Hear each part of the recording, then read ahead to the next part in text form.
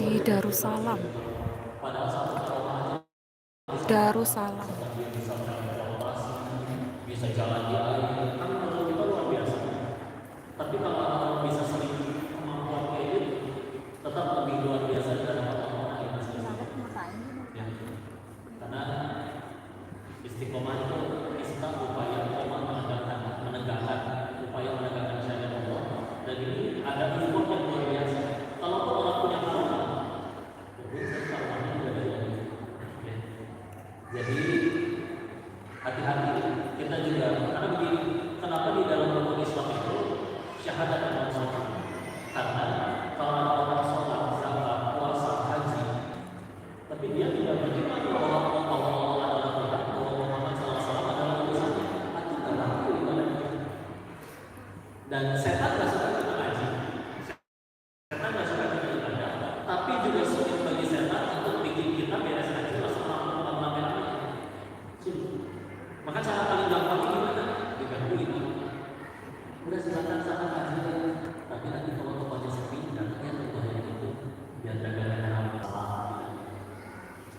Karena nggak laku kan?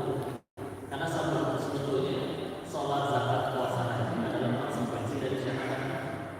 Jadi bukan sekedar rukuk sujud, rajin ya sholat itu jadi orang Jepang kalau mau bikin robot yang bisa rukuk sujud 24 jam bisa. Tapi kenapa kalau kita disuruh tombol sholat? Begitu pencet tombol mati berhenti, dan dia nggak bisa jadi buat baik orang.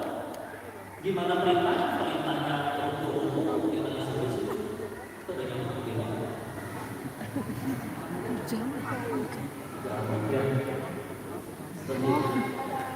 Drone. Karena kita cara paling gampang bagi setan itu udah ketahuan. Ini pernah ada kejadian kayak gini, pengajian keluarga, terus kumpul di situ semua ayah, ibu, kakek, pemuda-pemudanya di situ. Satu ketika lama-lama pemuda yang biasa kajian di situ mulai nggak pernah ikut lagi. Ditanya kepada ibu, "Ibu, kemana biasa ikut kajian? Apakah sekarang kuliah di luar tempat kos?" "Enggak, itu ada di kamar." "Kenapa di kamar nggak ikut ngaji?" Dijawabnya gini, "Dia lagi kemasukan almasi kaki."